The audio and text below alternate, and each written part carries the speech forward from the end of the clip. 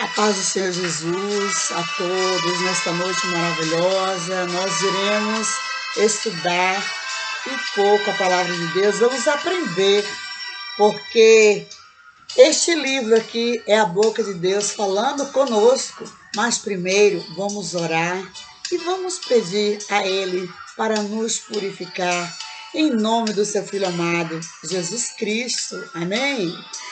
Altíssimo e soberano Deus, neste momento, Senhor amado, eu me coloco diante de Ti, coloco todas as pessoas diante de Ti, todas as pessoas que irão ouvir este vídeo, Senhor, essa pregação por meio deste vídeo. Abençoe-nos, Senhor, com essa palavra, fale no mais profundo dos nossos corações. Nos dê entendimento sobre o Teu reino, porque nós precisamos muito aprender com o Senhor, meu Deus amado, que é manso e humilde de coração. Precisamos muito aprender, porque este livro aqui, Pai, repleto de palavras, é a boca do Senhor falando conosco. E hoje nós te pedimos, Senhor, perdão pelas nossas falhas. Eu te peço perdão pelas minhas falhas por pensamentos, palavras e obras, e que o Senhor venha falar conosco nesta noite através dessa palavra, Pai, a qual eu não fiz assim uma leitura antes, é uma palavra conhecida, aliás, são palavras conhecidas, porque o Senhor me tocou para que eu falasse aqui sobre duas passagens referentes ao comportamento do Senhor quando veio na pessoa de Jesus Cristo. Perdoe as nossas falhas, Deus, por pensamentos, palavras e obras, e venha nos abençoar com o Teu maná, em nome do Teu Filho amado Jesus Cristo. Amém e amém. Então, gente, nós iremos fazer uma viagem na Bíblia, no livro de Mateus e João. No livro de Mateus, no capítulo 22, do verso 1 ao 14. No livro de João, do evangelista João Batista, do capítulo 2, do verso 1 ao verso 11. E para introduzir esta mensagem, eu deixo aqui algumas das minhas palavras, que são as seguintes: Jesus, onde ele andava, por onde ele passava, algo de bom acontecia. E Jesus, ele veio trabalhar para o seu Pai. Ele veio cumprir o que o seu Pai determinara a ele a fazer aqui na terra, o seu ministério, que, como eu e várias pessoas já pregaram, nós já pregamos, Jesus veio cumprir o seu ministério, que durou apenas 3 anos. Em 3 anos, ele anunciou todo o reino de Deus.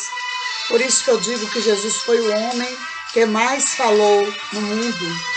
Ele tornou-se como uma ovelha muda quando foi para o matadouro, quando terminou o seu ministério, que já era para se cumprir aquilo que foi dito pelo profeta Isaías, que ele foi como uma ovelha muda para o matadouro. Mas antes disso, ele fugia, ele dizia para as pessoas, tipo, não conte agora, não conte por enquanto, porque ele via que os fariseus estavam furiosos com ele, estavam querendo matá-lo, e ainda não era chegada a hora. E muitas vezes ele mandava, ele fazia um milagre e dizia, vá e mostre aos sacerdotes. Quando era necessário mostrar, ele mandava mostrar. Mas quando ele percebia que os fariseus queriam matá-lo com sua carne, em verbo de carne, ele tirar sua vida em verbo de carne, ele fugia, porque ainda não era chegada a hora Ele ainda não tinha terminado de fazer o que ele veio fazer na terra, que foi anunciar o verdadeiro reino de Deus, porque muitas pessoas estavam anunciando, mas não estavam anunciando de forma correta, tanto que, olhando de cima para baixo, Deus não viu um justo sequer. Por que não viu um justo sequer? Porque ninguém estava sendo mais justificado pela fé, milagres não estavam acontecendo, sinais de maravilhas não estavam acontecendo, a palavra estava sendo apregoada nas sinagogas, nos templos, mas o povo não obedecia mais. Então não havia milagres, os sinais cessaram, né? O Espírito Santo foi extinto praticamente, certo? Então Jesus veio reatar a aliança que havia feito com o povo, né? Veio trazer ao povo, como se diz, a oportunidade de se salvar, porque Deus viu que ninguém ia se salvar. Porque o objetivo da vinda de Deus na pessoa de Jesus Cristo foi nos dar o direito de salvação eterna. O objetivo dele não foi curar doenças da carne, nem da mente, mas foi nos dar o direito de vida eterna. Contudo, ele mesmo disse, se não houver sinais e milagres, não crerão. Então ele nos ensinou a ir, né, curar enfermos, expulsar demônios, em nome dele, justamente por isso.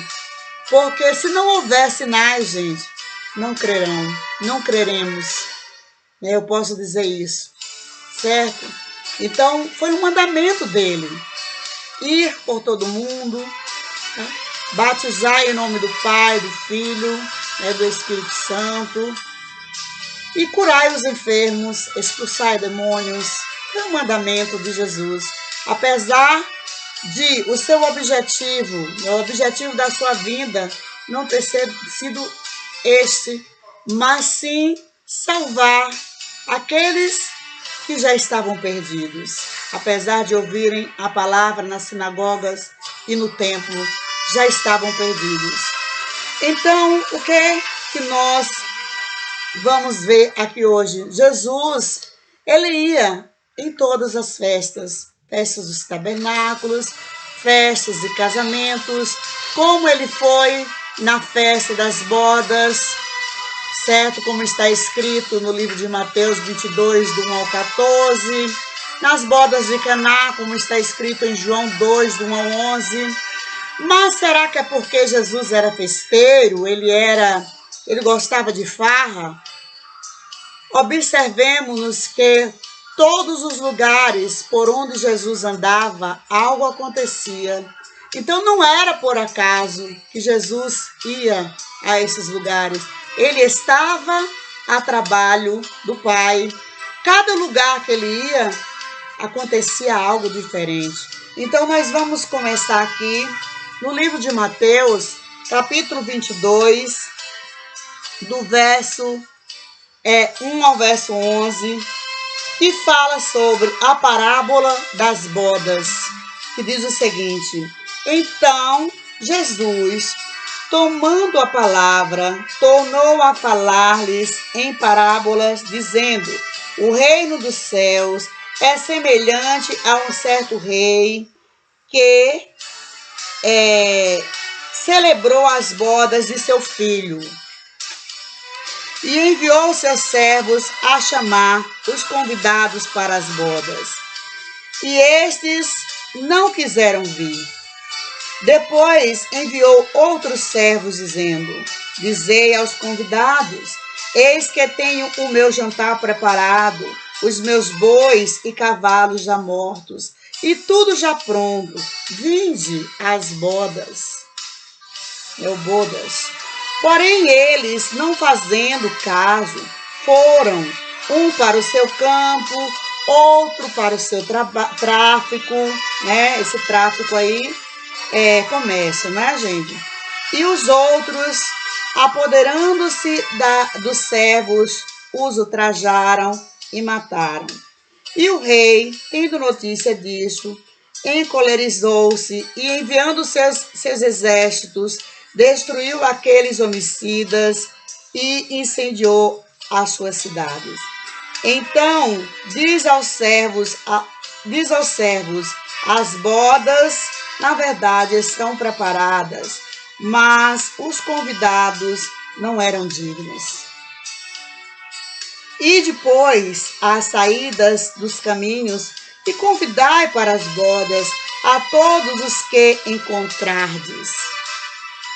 O 10 diz, e os servos, saindo pelos caminhos, ajuntaram todos quantos encontraram, tanto maus como bons, e a festa nupcial foi cheia de convidados. Aleluia.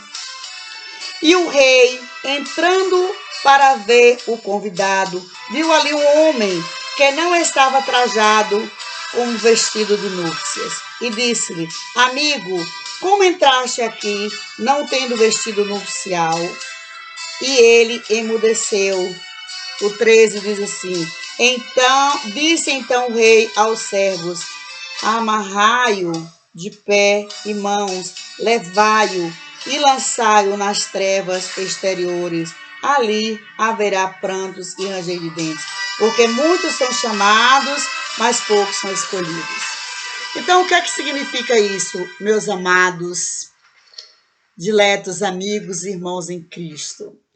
Essa festa das bodas, né, que o rei preparou para o seu filho, certo? Significa o chamado de Deus para fazermos a sua obra. Ele preparou tudo na melhor qualidade para nós, tudo do bom e do melhor, a mesa toda farta, toda pronta, e nos chamou para usufruir do melhor que Ele tem para nós. Porque quando a gente faz a obra de Deus, Ele nos recompensa, e a recompensa é inigualável.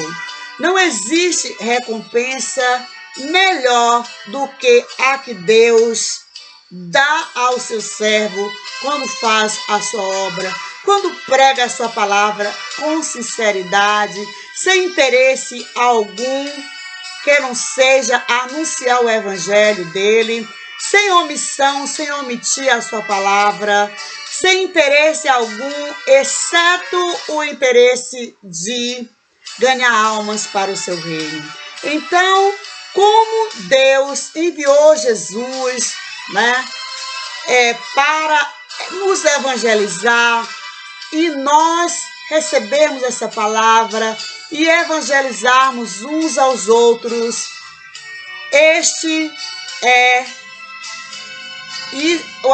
esta ação é comparada com uma festa das bodas, tá? Que Deus preparou para nós, certo? Jesus gostava de festa, mas em todas as suas festas, ele ia com um objetivo. Como aqui Deus preparou, né? Esse rei preparou estas bodas para o seu filho, né? E chamou várias pessoas que ele conhecia. Só que todas estavam muito ocupadas com seus afazeres e não podiam participar. O que é que significa isso, gente? Muitas pessoas hoje estão muito ocupadas, não têm tempo para orar, não têm tempo para lerem a Bíblia, não têm tempo para louvar, entoar um hino de louvor e adoração a Deus, não têm tempo para ouvirem a palavra de Deus ou para lerem a palavra de Deus. Todos têm Bíblia em casa, certo? Mas muitos só deixam a Bíblia aberta lá no Salmo, numa oração do Salmo 86, ou 91, ou 27, ou 23, né? Salmo 1, que sempre são salmos preferidos, né? Em seus salmos preferidos, mas não leem porque não tem tempo. Não tem tempo, estão nos seus comércios, estão nos seus trabalhos. É óbvio que Deus disse, né, no início do mundo, que o homem deveria viver do suor do seu rosto. É claro que todo mundo tem que trabalhar para se manter, seja homem hoje, seja mulher. A princípio era o homem para trabalhar e manter a casa, e a mulher para cuidar da casa, dos filhos, né, gerar filhos, ter filhos e cuidar da casa. Mas hoje todo mundo trabalha e a maioria das pessoas estão preocupadas apenas em angariarem dinheiro, terem uma conta bancária gorda, terem bens e não estão nem aí para a palavra de Deus. Não que Deus seja contra você ter seus bens, Deus não é contra isso não, mas Deus nos chama para fazer a sua obra, a obra que ele veio em verbo de carne, na pessoa de Jesus Cristo, com tanto sofrimento, trazer em 3 anos apenas, ele anunciou todo o reino, todo o seu reino, porque não estava sendo apregoado com a mesma eficácia com a qual ele veio apregoá-lo, certo? E apenas em 3 anos, Jesus apregou o reino de Deus. Que tamanho deve ser? Eu já fiz essa pergunta aqui uma vez, o reino de Deus imenso. E aí, em 3 anos, ele apregou o reino de Deus. Ele só se tornou como uma ovelha muda na hora certa, na hora exata, determinada por Deus para se entregar, para morrer, em prol da minha salvação e da sua salvação. Mas foi o homem que mais falou no mundo e fez maravilhas, milagres. Apesar de estar escrito na Bíblia que a fé vem pelo ouvir e o ouvir da palavra de Deus, a maioria de nós só cremos se vermos sinais e maravilhas. Tanto que Jesus deu a ordem, quando ele escolheu os discípulos, ele deu a ordem para irem e batizarem em nome do Pai, do Filho e do Espírito Santo, curar os enfermos e expulsar demônios, certo? A função dele não foi essa, como, do mesmo modo, a função de Jesus, nas festas que ele ia, festas de casamento, as festas no templo, certo? Ele tinha objetivos, gente. Para cada passo que Jesus dava, ele tinha um objetivo, porque ele estava na terra a trabalho do seu Pai. Ele não veio se divertir como nós vamos a uma festa nos divertir, certo? Apenas honrar as pessoas. Ele fazia muito mais que isso. Ele tinha objetivos, como aqui, João 2, as bodas em Caná. Mas antes disso, nós vamos voltar lá ainda, a parábola das bodas. Então, em Mateus 22, do 1 ao 14. Então, estava todo mundo ocupado, cada um na sua obrigação. Uns cuidando do seu gado, outros cuidando lá das suas, do seu comércio. E não tinha tempo. Então, o rei que fez a festa, preparou o banquete para os seus convidados, desistiu desses convidados que ele considerava seus amigos e amigos de seus filhos e foi atrás de todos de um modo geral. Afinal, Jesus veio para todos. Porque Deus olhou do alto para baixo, não viu um justo sequer, estavam todos no lamaçal. Porque Deus, o Espírito Santo, ninguém dava lugar mais a Deus para fazer a obra do Senhor. Estavam todos no lamaçal. Ninguém dava lugar mais ao Espírito de Deus para agir, certo? Então, o rei, ele mandou os seus servos a convidar todos, tanto os bons quanto os ruins, e eles vieram para a festa e usufruíram tudo do bom e do melhor na festa. Então isso significa o quê? Significa que Jesus, ele não faz acepção de pessoas, ele veio para todos que o receberem, certo? o receberem como pai, certo? Ele veio para todos que o receberem como pai. E ele, então, os receberá como filhos. Então ele mandou seus servos, o rei mandou seus servos a convidar todos, tanto os maus quanto os bons. Então vieram todos, mancos, coxos, e ali no meio tinha um que não estava com vestes nupcial, certo? E ele conhecia, então ele mandou afastar, mandou sair, mandou tirar, porque Jesus, ele nos sonda, Deus, ele nos sonda, ele nos conhece. O rei ali representava quem?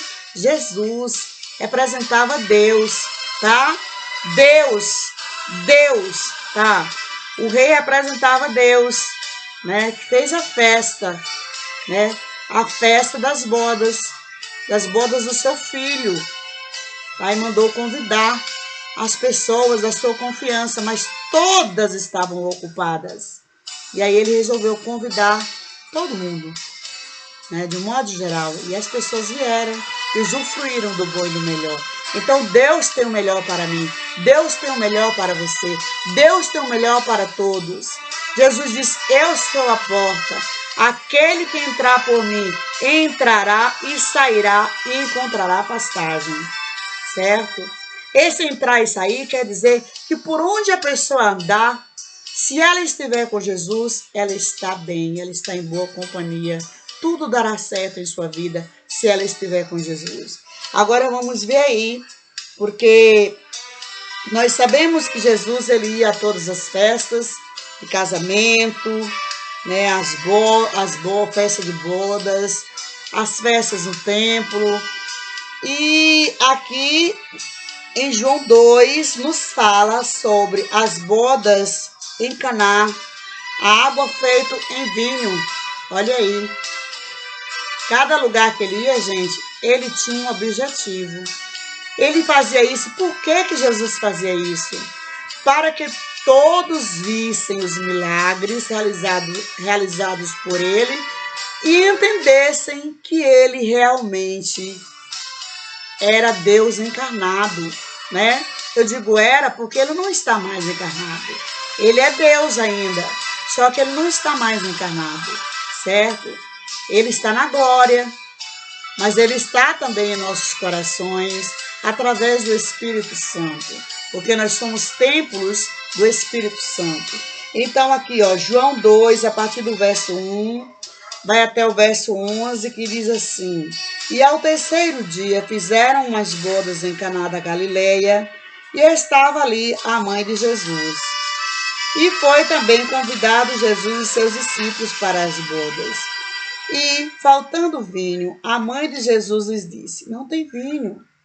A mãe, né? A sua mãe, Maria. Disse-lhe Jesus: mulher, que tenho eu contigo? Ainda não é chegada a minha hora. Ainda não era chegada a hora dele, certo? E ele corria perigo de ser pego pelos fariseus, certo? Pelos soldados romanos e ser morto antes da hora. E quando ele disse: mulher, que tenho eu contigo? Ele falou não como filho de Maria, mas ele falou como Deus. Ele falou como Deus, certo, gente? Não que ele tenha sido rebelde, o filho rebelde, não, de jeito nenhum. Tanto que a sua mãe entendeu, e ela disse, ó, os 5, sua mãe disse aos serventes: fazei tudo quanto ele vos disser. Maria obedeceu a Jesus, porque ela sabia. Por certo, Deus tocou em seu coração para ela entender que ele não estava sendo um filho rebelde, ele estava respondendo, falando como Deus, como o seu Deus, o meu Deus, o nosso Deus, certo, gente? E estavam ali postas 6 talhas de pedra para as purificações dos judeus, em cada uma cabiam 2 ou 3 almudes. Essas talhas eram onde se colocava a água, tá? para os judeus se purificarem. Nós sabemos que os judeus, eles eram muito limpos, ou são limpos, né, gente? Continuam sendo limpos, com relação a chegar, lavar as mãos, se banhar, se purificar, lavar o rosto, lavar os pés, lavar as mãos. E ali tinham, ali tinha 6 talhas, eram tipo vasos de pedra, né? Vasos de pedra grandes, certo? Cheios d'água ali, eles tiravam a água com a caneca, né? E lavavam ali, se lavavam antes de entrarem para a festa, onde eles andavam. Na entrada de cada casa havia onde se purificar, havia um tanque, havia essas talhas com água para as pessoas se lavarem os seus pés, lavarem suas mãos, certo? Então ali estavam 6 talhas de pedra para as purificações dos judeus, e em cada uma cabiam 2 ou 3 almudes. Quer dizer, cabia muita água, gente, certo? Cabia muita água, eles enchiam de água, principalmente dia de festa. Era muita gente, sabe, que era convidada. O 7 diz assim: disse-lhes Jesus, enchei d'água essas talhas, e encheram-nas até cima, quer dizer, até em cima, tá? E disse-lhes, irai agora e levai ao mestre-sala. E levaram. Glória a Deus. Quer dizer, Maria, na verdade, ela falou com ele, intercedeu que o vinho tinha acabado para ele fazer alguma coisa. Maria sabia que ele podia fazer alguma coisa. Deus colocou no coração de Maria que ele sabia, podia fazer alguma coisa, que ele era Deus, ele poderia fazer alguma coisa ali, porque havia muitos convidados e o vinho tinha acabado. Então, o 9 diz assim: e logo que o mestre-sala provou a água feita vinho, não sabendo de onde viera, se bem que o sabiam os serventes que tinham tirado a água, chamou o mestre-sala ao esposo. Era um casamento, gente, que estava acontecendo. Então, o mestre-sala sabia, né, que ali era água, que eles tinham mandado colocar. Os serventes sabiam que era água, que Jesus tinha mandado encher as 6 talhas com água até em cima. E ali Jesus transformou a água dos 6 vasos, né, chamado talhas de água, certo? A água dos 6 vasos imensos de água transformou em vinho, certo? E pediu ao mestre-sala. O mestre-sala era o que experimentava o vinho para ver se estava bom, se estava no ponto. E chamou o mestre-sala ao esposo, 10, e disse-lhe: todo homem põe primeiro o vinho bom, e quando já tem bebido bem, então o interior. Mas tu guardaste até agora o bom vinho? Nós sabemos que o vinho velho, né, é considerado para as pessoas o vinho bom, que é o vinho já alcoolizado. Contudo, o vinho bom naquela época é o vinho não alcoolizado, assim dizem os estudiosos. Não é a Bíblia que fala isso. Os estudiosos, os historiadores que falam isso, que falam que as pessoas que se embriagavam antigamente eram as pessoas de má fé. As pessoas de boa fé eram as pessoas que bebiam o vinho novo, que não embebedava. Certo, gente? Então, Jesus, segundo os estudiosos, os historiadores, Jesus fez aquelas águas, né, daquelas 6 talhas, transformarem-se em vinho bom, o vinho novo que não embebeda, tá, gente? Porque, segundo os historiadores, quem embebedava não era pessoa de boa índole. Como hoje, pessoas que usam certas coisas aí, coisas indevidas, proibidas, não são pessoas de boa índole. Como antigamente, né, o álcool, a pessoa alcoolizada, não era considerada uma pessoa de boa índole. Não é a Bíblia que está dizendo isso. Muitas pessoas falam, mas vinho é vinho. Sim, gente, vinho é vinho. Claro, mas assim que a uva, né, que a uva é transformada em líquido, ela não está ainda alcoolizada. Então, eu creio particularmente que esse foi o vinho que Jesus fez. Mas eu não posso afirmar, porque aqui na Bíblia não está dizendo dessa maneira. Eu estou falando como os historiadores, tá? Porque muitas pessoas também falam que vinho, não é vinho diferente, certo? Mas, segundo o que a gente estuda na Bíblia, a Bíblia diz o quê? Não vos embriagueis com bebida alguma, certo? Então, se a Bíblia diz, não vos embriagueis, o vinho que Jesus fez não era vinho para se embriagar. Pela lógica, e a gente sabe, certo? Quando o apóstolo Paulo diz lá a Timóteo, se não me engano, não beba água, beba vinho também, é porque o vinho, naquela época, purificava a água, que era muito contaminada. Não tinha filtros naquela época. Era muito contaminada, principalmente naquela região, que era uma região sedenta de água, tá, gente? E o vinho purificava a água, certo? Não era que ele estava dando conselho a Timóteo para se embriagar, para beber, não era isso. Então, Jesus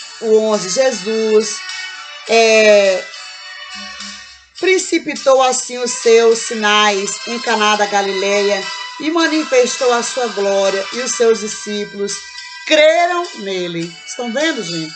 Como é importante os sinais e maravilhas, as curas, os milagres. Jesus não veio com esse objetivo, mas por onde ele andava, ele tinha um objetivo a alcançar, a realizar, tá? Porque as pessoas passavam a crer mais nele. E o Espírito Santo, nessa época, só agia através de Jesus, porque era necessário que fosse comprovado que realmente ele era Deus encarnado. Jesus, Deus encarnado. Certo, gente? Isso era muito... A Bíblia nos deixa muito clara, tanto que quando ele estava prestes a partir para a glória, partir para o Pai, ele disse aos discípulos, eu vou, mas não vos deixarei órfãos. Eu vou e envio o Consolador, certo? Porque na época que Jesus veio, o Espírito Santo agiu somente através dele, tanto que o Espírito Santo agiu nos discípulos, através dos discípulos, após Jesus ter ressuscitado, ter ido para a glória. Aí sim, o Espírito Santo passou a agir por meio dos apóstolos, Pedro, Paulo, João Batista, Felipe e outros mais, e continua até hoje na vida daqueles que crerem nos milagres, que crerem que Jesus veio e que trouxe este maná maravilhoso para nós, e que nós podemos sim sermos obedientes, porque está escrito lá em 2 Crônicas 7,14, e se o meu povo, que se chama pelo meu nome, se arrepender dos vossos pecados, clamar, eis que eu ouvirei dos céus, perdoarei os seus pecados e sararei a sua terra. Então, nós precisamos crer, mas não apenas crer, porque quem crê obedece, tá? Obedece, porque está escrito também que obedecer é melhor do que sacrificar. Não adianta nada eu estar aqui pregando a palavra, eu estar aqui louvando a Deus e depois que eu sair daqui, eu fazer coisa, né, ou coisas que desagradam a Deus. Não adianta nada a pessoa estar na igreja, templo, né, pregando a palavra bonitinha, né, dando conselhos maravilhosos, sendo que ela, ao sair dali, não vai agir da mesma forma que ela pregou, que ela aconselhou. O apóstolo Paulo nos alerta sobre isso. Ele nos ensina a pregarmos o que vivemos. E eu agora falo de mim. Eu aqui, ó, tenho uma família, certo? Eu não posso responder pelos membros da minha família. Eu tenho que responder por mim.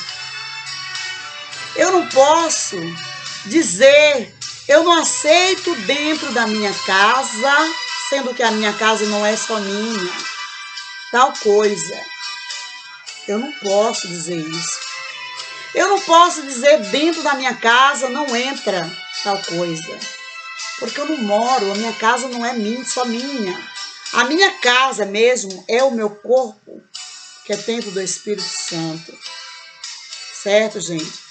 Então nós temos que termos entendimento, como Jesus nos ensinou. Jesus nos ensinou, ele foi tolerante. Nós precisamos sermos tolerantes, sermos moderados, compreendermos os fracos. O que é compreender os fracos, ser tolerantes com os fracos? Se você é forte na fé, se você não... Já que estamos falando de vinho, você não toma o vinho com álcool e tem alguém que toma, seja tolerante com essa pessoa, continue alimentando ela com a palavra. Simples assim. Porque se você mora sozinho, aí sim você pode abrir a sua boca e dizer aqui você não entra dessa maneira. Mas quando você tem uma família, né, que tem um livre-arbítrio, amados, o livre-arbítrio foi deixado por Deus e cada um vai responder por si. Pai não salva filho, filho não salva pai e nem mãe, né? É uma herança que você não vai herdar do seu pai nem da sua mãe. Herança da conversão através de Jesus Cristo. É cada pessoa com ele. Cada pessoa é que tem que entrar pela porta que é Jesus. Eu tenho que entrar pela porta. Meu filho, meu esposo, né, meus filhos, meus netos. Porque está escrito, pode o pai comer a fruta azeda e o filho embotar o dente? Não, de modo algum. Cada um é responsável pelos seus atos. Então, voltando aí, Jesus gostava de festas, contudo, ele não ia a festas com o objetivo de se divertir, mas ali, por onde ele ia, algo acontecia. Era a multiplicação de pães, era como aí a transformação da água em vinho, era curas, certo? Era palavra de salvação, palavra de vida eterna que ele dava para as pessoas. Amém? E que isso fique claro na nossa mente, que Jesus não veio com o objetivo, né, de realizar milagres, curas, mas ele fez, que nos ensina a fazer, nos manda fazer em nome dele, porque se não houver sinais e milagres, não crerão, não creremos, como ele disse aqui, né? Como ele disse aqui, Jesus principiou assim os seus sinais em Caná da Galileia e manifestou a sua glória, e os seus discípulos creram nele, certo? Os discípulos andavam com ele, os discípulos creram nele, e a multidão acompanhava ele por causa dos sinais que viam através dele, ou por meio dele, melhor dizendo. A multidão acompanhava porque via ele curar enfermos, expulsar demônios, fazer a multiplicação de comida, transformar água em vinho, e as palavras de vida eterna que ele tinha também, certo? Agora, ele nos ensinou também em nome dele a fazer as mesmas coisas, porque como crerão, né? Ele disse aqui, se não virem sinais e maravilhas, não crerão. Apesar, né, às vezes a gente vê tantas canções maravilhosas, né? Eu não preciso de milagres, não preciso de tal coisa para crer. Mas muitas vezes, quando nós falamos isso, nós estamos sendo hipócritas, porque o próprio Jesus nos ensina isso. Nos ensina que é necessário haver sinais e maravilhas. Certo, gente? É preciso haver testemunhos para que a notícia corra e que as pessoas vejam que Deus está operando através de tal movimento, tá? Porque movimento por movimento, gente, o mundo está aí fazendo muitos movimentos e as pessoas vão para esses movimentos, se embriagam, né? Voltam às vezes tristes, às vezes alegres, e o movimento só foi um movimento. Então, a gente não deve viver atrás apenas de movimentos, certo? Mas nós devemos procurar fazer a obra de Deus com sinceridade, tá? Com responsabilidade, como Jesus fazia, como Paulo fazia, como Pedro fazia, certo? Com sinceridade, com fé, se preparando, né? Preparando o altar, preparando o banquete, né? Preparando a mesa para as pessoas usufruírem do maná. A gente precisa disso. A igreja precisa disso, para que as pessoas voltem a crer que Deus é o Deus da multiplicação de pães e peixes, que Deus é o Deus que transforma água em vinho, que Deus é o Deus que cura o câncer, que cura as vistas, como curou as vistas de Bartimeu, que cura a audição, que faz mudo falar, que faz coxo andar, certo? Repetindo aí, que faz cego ver, porque tem cego que não vê nem com os olhos abertos e nem escuta nem com os ouvidos bons para escutar. Nós não devemos apenas corrermos atrás de movimentos, mas de ação espiritual, dos dons espirituais. Devemos buscar os dons espirituais para que milagres venham acontecer em nosso meio. Em nome de Jesus Cristo. Aleluia. Louvado e agradecido seja o teu santo nome, Senhor. E que muitas pessoas, ao ouvirem esta pregação, venham ser realmente assim, tocadas no mais profundo dos seus corações. E que venham receber das mãos do Senhor a cura, a libertação. Em nome de Jesus. Amém e amém. E recebam aí o meu abraço fraterno, o meu beijo fraterno. Eu iria fazer uma pregação hoje sobre o nascimento de Jesus, mas Deus me trouxe, me deu essa palavra, né, das bodas, que Jesus gostava de festa, mas onde ele ia, ele ia com um objetivo, certo? Ele ia a trabalho do Pai, porque foi para isso que ele veio. Para espalhar o amor de Deus de forma maravilhosa, né? E angariar almas para o reino de Deus. Mostrar ao povo como o reino de Deus é maravilhoso. Tem um banquete maravilhoso para todos que aceitarem entrarem por essa porta maravilhosa, da qual nos fala o livro de João Batista, no capítulo 10. Eu sou a porta. Aquele que entrar por mim entrará e sairá e encontrará pastagem, e achará pastagem. Amém? E mais uma vez, fique aí com o meu abraço e o meu beijo fraterno. Eu sou a irmã em Cristo, a professora Ilza Saldanha. Bye, bye.